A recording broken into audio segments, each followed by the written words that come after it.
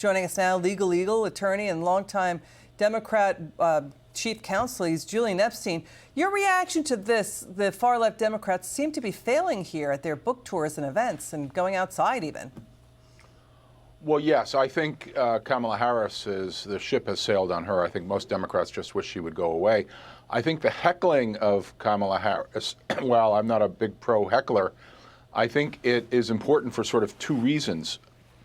I think first, Liz, I think it shows the Democrats that the protest left is not your friends. They will turn on you in a heartbeat. And this is why I've consistently said that Democrats should divorce themselves from the hard left.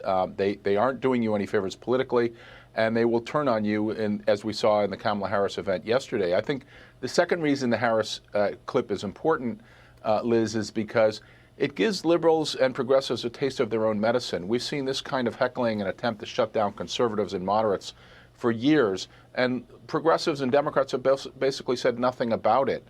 And now some of them are objecting because it's been used against Harris. I think it's good for them to experience what it feels like to be shouted down and to be prevented from speaking. What do you make of this new report out of the New York Post that found a possible tip of the iceberg that Zohran Mamdani's campaign quietly accepted about $13,000 in potentially illegal donations from overseas? There could be more of that at least 170 of these donations came from individuals outside the U.S.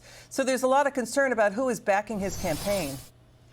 Well, Liz, I think you said it exactly right when you said tip of the iceberg. I think there is a lot of foreign money that is coming into our elections. It's not just campaign contributions, but they're going into social media. I think this money is coming from Iran, from Qatar, from other elements that are hostile to the West.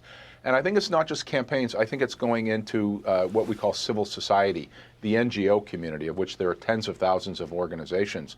And this money is not being disclosed. It's being used for purposes of dividing the American people, for promoting anti-Western ideology. And I think Trump is exactly right to say this kind of thing needs to be investigated, because I think a lot of this is, to put it in kind terms, is very, very shady. Because then you don't know who he's going to put in any of his administrations, right? Final word. Right. But I think this is, as you say, it's a tip of the iceberg. It's something that needs a lot of investigation. I think once we pull the curtain back on this thing, we will find out there is a ton of foreign money that is coming in, promoting anti-Western ideology and trying to divide the American people. And that's something that's got to stop. It should be illegal. It should be disclosed.